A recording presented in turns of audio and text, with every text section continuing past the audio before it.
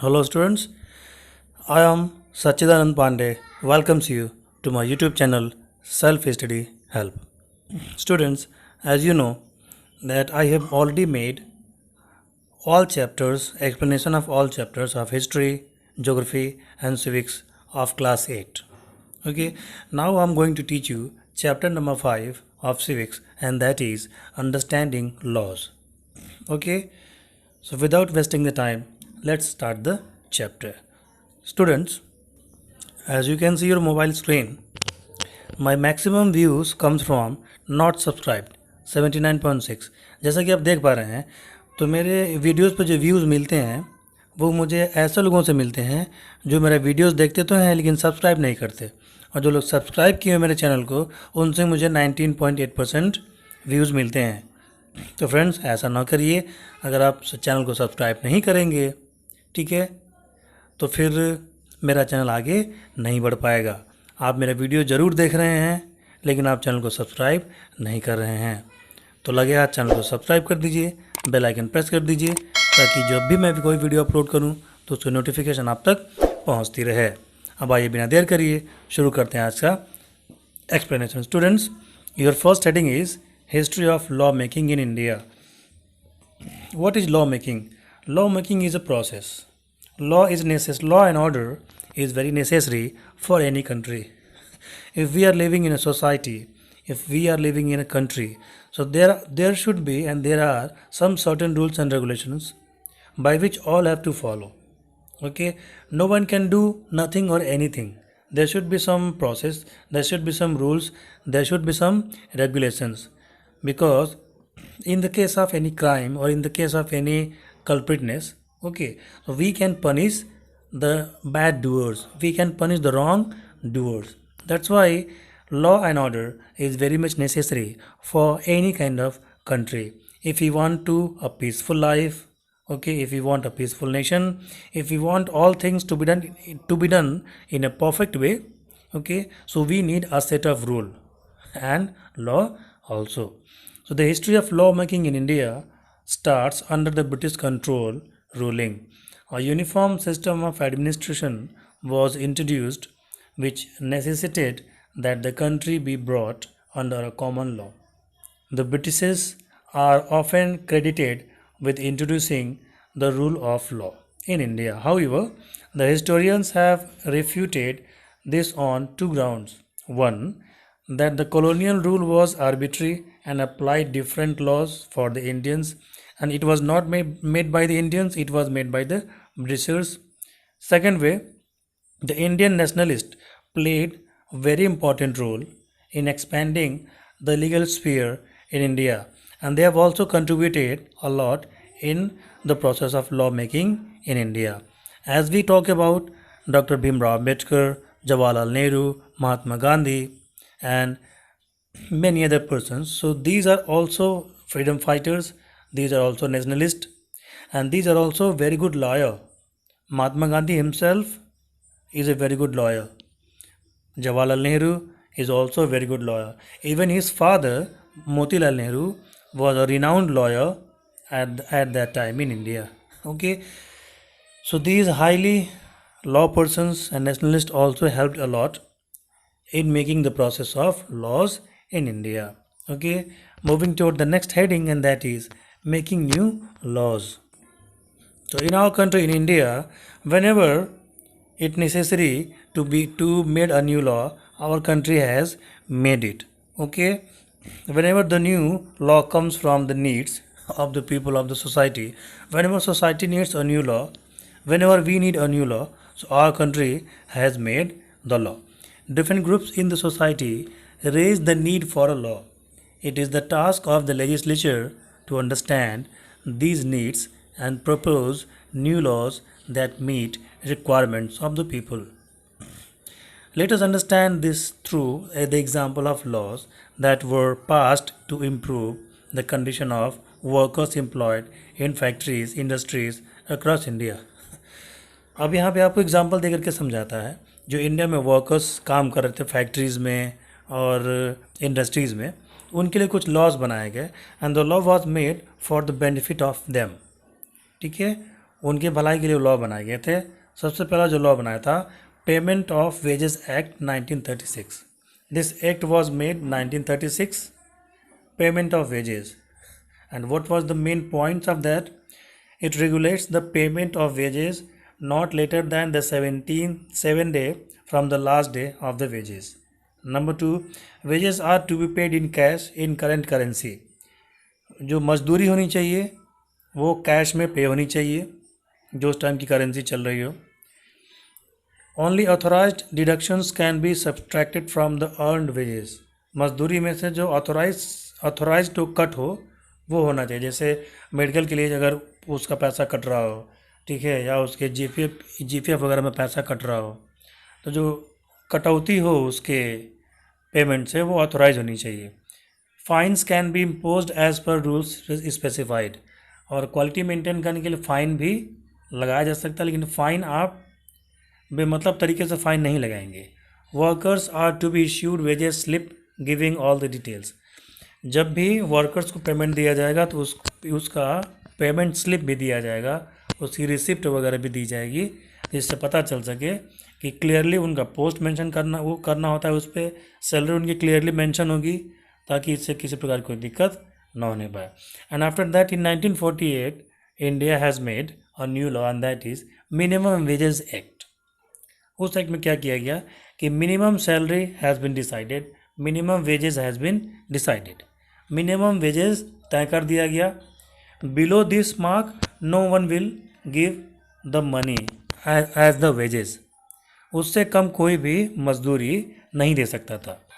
So these two laws are very much handy and very much has been proven very good for the people of India. One more law was made and that is called Maternity Benefit Act 1961. अब इसमें क्या खास था? इसमें खास ये था कि जो ऐसी औरतें, महिलाएं, लेडीज़ जो किसी कंपनी में काम करती हैं, अगर वो प्रेग्नेंट होती हैं, गर्भवती होती हैं, यानी उनको बच्चा अगर होने को होता था, तो जितने दिन उनके हॉस्पिटल में बीतते थे उतने दिन का पेमेंट उनको दिया जाता था और उनके सैलरी में कोई डिडक्शन नहीं दिया जाता था। और बच्चा होने के बाद अगर 1 मंथ या 2 मंथ हॉस्पिटल की तरफ से रेस्ट बोला गया है तो उस ड्यूरेशन का भी, उस दौरान, उस समय का भी पेमेंट उनको कंपनी की तरफ से या जहाँ भी वो काम करती थी उनको दिया जाता था। इसे कहते थे मैटरनिटी लीव। तो ये जो मैटरनिटी लीव बनाया गया ये महिलाओं के अच्छे के लिए बनाया गया, ठीक है, क्योंकि जितने दिन बच्चा होने के बाद तुरंत वो काम पे जाएंगी नहीं, तो जितने दिन वो आउट ऑफ वर्क रहेंगी उतने दिन की सैलरी उनको मिलेगी नहीं। तो इसलिए नियम बनाया गया कि अब सैलरी आपको देनी है। केवल स्पेशल लेडीज़ के लिए ये आपका नियम बनाया गया और मैक्सिमम 4 या 5 मंथ, 6 मंथ तक वो लीव एक्सटेंड हो सकता है, ठीक है। ये सब इस आपके रूल्स बनाए गए। उसके बाद से भोपाल गैस ट्रेजेडी हुई 1984 में। तो जब 1984 में भोपाल गैस की ट्रेजेडी हुई, मिथाइल आइसोसाइनाइड नाम की जो गैस थी वो एक प्लांट से लीक हो गई, जहाँ पे कुछ आपके एटॉमिक वर्क चल रहे थे उस फैक्ट्री में। तो उसके बाद से रात में सब लोग सोए हुए थे, उसी दौरान मिथाइल आइसोसाइनाइड नाम की जहरीली गैस लीक हो गई, तो कई हज़ारों लोग वहाँ पे मारे गए। उसके बाद से नया रूल बना, movement protection of environment in India, environment को प्रोटेक्ट करने के लिए। और तब उस टाइम जब ये बना था तब कंपनसेशन यानी मुआवजे वगैरह का कोई नियम नहीं था। उसके बाद से नियम बनाया गया। फैक्ट्री, इस प्रकार की जो फैक्ट्रियाँ थी जहाँ पे खतरनाक केमिकल बनते थे या एटॉमिक वगैरह एनर्जी प्रोड्यूस की जाती थी, वहाँ सिक्योरिटी पर्याप्त प्रोवाइड कराई गई, ठीक है, और तमाम प्रकार की सिक्योरिटीज़ प्रोवाइड करा दी गई कि इस तरह की घटना दोबारा ना हो। मॉक ड्रिल्स कराए गए और बहुत सारी फैसिलिटीज़ वहाँ पे रख दी गई ताकि इस प्रकार की घटना दोबारा रिपीट ना होने पाए। इसके बाद जो लॉ स्टेडिंग आपकी है, ठीक है, वो आपकी है लॉज एंड डिसेंट। डिसेंट का मतलब क्या होता है? डिसओबीडियंस, यानी कि रिफ्यूज़ करना। किसको रिफ्यूज़ करना? रिफ्यूज़ करने का मतलब ना मानना। किसको ना मानना? तो लॉ को। अगर गवर्नमेंट कोई भी लॉ बनाती है तो यह आपकी इंडिया में डेमोक्रेसी है, तो ऐसा हो सकता है कि कुछ लोग उस लॉ को ठीक ठाक बोलें, उसकी तारीफ़ करें, और ऐसा भी हो सकता है कि बहुत लोग उस लॉ को अच्छा ना माने। जैसे प्रेजेंट टाइम में गवर्नमेंट क्या कर रही है कि रेलवे का प्राइवेटाइजेशन कर रही है, बिजली विभाग का प्राइवेटाइजेशन कर रही है, ठीक है। तो कुछ लोग इसके फेवर में हैं, कुछ लोग इसके फेवर में नहीं हैं। कुछ लोग कह रहे कि नहीं नहीं, प्राइवेट हो जाने से सुविधा फैसिलिटीज़ बढ़ेंगी, काम समय से होगा, करप्शन नहीं होगा, घूसखोरी नहीं करनी पड़ेगी। ठीक है। और बहुत लोग बोल रहे हैं कि भाई प्राइवेट हो जाएगा तो महंगी हो जाएगी चीज़ें, क्योंकि गवर्नमेंट के हाथ से जब चीज़ें निकल जाएंगी तो वो फैसिलिटी देगा तो उसका वो चार्ज भी लगाएगा। प्रेजेंट एग्जांपल आपको मैं दे सकता हूँ कि अगर आप स्टेट बैंक ऑफ इंडिया में अपना अकाउंट खोलते हैं तो कम पैसे में आपका खुल जाता है, लेकिन वहीं जब आपका अकाउंट आप HDFC या ICICI बैंक में खोलने जाते हैं तो 10,000 रुपीज़ मिनिमम आपको चाहिए अकाउंट ओपन करने के लिए। उससे मिनिमम जमा ही नहीं कर सकते आप, उसमें डिपॉजिट नहीं कर सकते। 10,000 रहेगा तो आपका अकाउंट खुलेगा। तो प्राइवेट और गवर्नमेंट में यही आपका अंतर यहीं से क्लियर हो जाता है। अब एक स्टूडेंट है, उसको अगर ओपन अकाउंट करवाना है तो वो स्टेट बैंक में जाएगा, क्योंकि 1,000 में 2,000 में उसका अकाउंट वहाँ पे ओपन हो जाएगा। यूनियन बैंक जा सकता है, सेंट्रल बैंक ऑफ इंडिया जा सकता है, किसी गवर्नमेंट बैंक में जा कर के खुलवाएगा। वो स्टूडेंट है तो उसका फ्री में भी खुल सकता है। लेकिन प्राइवेट प्राइवेट जो होते हैं बैंक, वो फैसिलिटीज़ तो आपको बहुत तगड़ी देते हैं, लेकिन वो मैं आपके वहाँ की सर्विस महंगी होती है। ठीक है। तो ये हो सकता है कि कुछ लॉस बने, उसको उस लॉस से कुछ लोग खुश हों और कुछ लोग नाराज़ हों। तो डेमोक्रेसी है, वो अपनी नाराज़गी भी जाहिर कर सकते हैं या अपनी खुशी भी जाहिर कर सकते हैं। And at the last a short heading was given, last में एक बहुत छोटी सी हेडिंग दी हुई है, अनपॉपुलर एंड अनकंट्रोवर्शियल लॉज। अब यहाँ पे कंट्रोवर्शियल का मतलब होता है विवाद से युक्त, यानी उसमें बहुत कन्फ्यूज़न हो, विवाद। ठीक है। तो कुछ लॉज ऐसे होते हैं जो बनते हैं, बनने के बाद वो कंट्रोवर्शियल हो जाते हैं, उसमें बहुत सारे ताम झाम आ जाते हैं। ठीक है। और वो बहुत कन्फ्यूजिव रहते हैं। तो इंडिया में ऐसे भी कुछ आपके लॉज बने हैं जो कि काफ़ी विवादों में घिर गए हैं, उन पर काफ़ी डिस्प्यूट हुआ है। ठीक है। काफ़ी उनके बारे में डिस्कशन हुआ है, बहुत लोगों ने बहुत सी बातें उसमें कही हैं। ठीक है। जैसे ब्रिटिश वाले वो जब थे यहाँ पे, तो ब्रिटिश के समय बहुत सारे लॉ ऐसे बनाए गए थे जो इंडियन लोगों के खिलाफ बनाए गए थे। तो ब्रिटिश लोगों ने, अंग्रेज़ों ने अपने फ़ायदे के लिए बनाए थे। तो उस टाइम महात्मा गांधी, जवाहरलाल नेहरू, सुभाष चंद्र बोस, बिपिन चंद्र पाल, लाला लाजपत राय, ऐसे बहुत सारे लोग थे जिन्होंने जम करके उस टाइम विरोध किया। ठीक है। तो उन्होंने जुलूस निकाला, प्रोसेसन्स निकाले, धरना किया, स्टारवेशन किया, भूख हड़ताल किया। ठीक है। सत्याग्रह उन्होंने किया। तो ये सब करके उन्होंने अपना प्रोटेस्ट जो है कि रजिस्टर कराया था, विरोध अपना वहाँ पे जताया। ठीक है। जैसे Hawking and vending on streets, इसको बनाया गया। रेगुलराइजेशन ऑफ अनऑथोराइज्ड कॉलोनीज था। Removal of industries from residential areas था। इंडिया में जो रेजिडेंशियल एरिया थे वहाँ से इंडस्ट्रीज़ को हटा करके, ठीक है, एकदम सिटी के आउटसाइड बाहर लगाया गया। उस चीज़ का भी कुछ लोगों ने विरोध किया कि ऐसा क्यों, बहुत आउटसाइड में हो जाएगा तो फिर वहाँ हमको फैसिलिटीज़ नहीं मिल पाएंगी, क्योंकि सिटी में रोड अच्छे थे, आउटसाइड रोड आपके अच्छे नहीं थे। इस टाइप के बहुत से जो है कि, ठीक है, ऐसे लॉज बने हैं जिससे कुछ लोग खुश हुए हैं, कुछ लोग आपके नाराज़ भी हुए हैं। तो people are varied means to draw attention to this act they resort to protest, demonstrations, discussions, and TV debates on public forums, reporting on TV channels, approaching the concerned ministry or judiciary to seek redressal। तो बहुत सारे विरोध करने के तरीके हैं present time में। अगर आप किसी लॉ से खुश नहीं हैं, अगर कोई लॉ आपको कंट्रोवर्शियल लगता है, ठीक है, तो इसके खिलाफ आप प्रोटेस्ट कर सकते हैं। जैसे अभी इस टाइम, प्रेजेंट टाइम में एग्रीकल्चर बिल पास किया गया है, 3 bills has been passed on agriculture. तो उस पर पंजाब साइड के जो किसान हैं वो आंदोलन किए हुए हैं, प्रोटेस्ट किए हुए हैं, वो ट्रैक्टर जला रहे हैं, फिर प्रोसेशन निकाल रहे हैं, जुलूस निकाल रहे हैं। बाकी इंडिया में ऐसा कोई ख़ास विरोध इसका देखने के लिए नहीं मिल रहा है। तो लगे हाथ टीवी चैनल्स में भी डिबेट हो रहे हैं, न्यूज़पेपर्स में आर्टिकल छपते हैं, टीवी चैनल्स में डिबेट होते हैं, डिस्कशन होता है। ठीक है।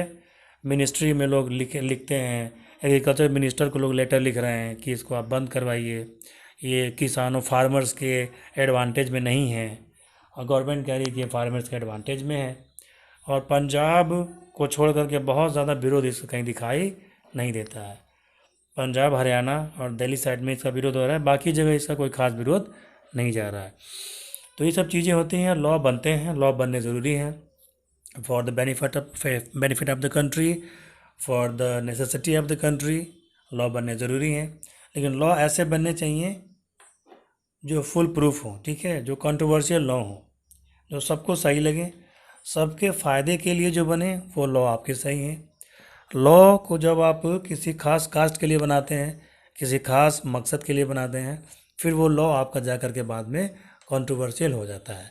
और लॉ बनाने से पहले जिसके लिए लॉ बन रहा है, ठीक है, प्रॉपर डिस्कशन चैनल होना चाहिए, प्रॉपर जनता से भी राय लेनी चाहिए, लोगों से भी डिस्कशन होना चाहिए, मिनिस्ट्रीज़ में भी जाना चाहिए, चीज़ें टीवी पे डिस्कस डिबेट होनी चाहिए।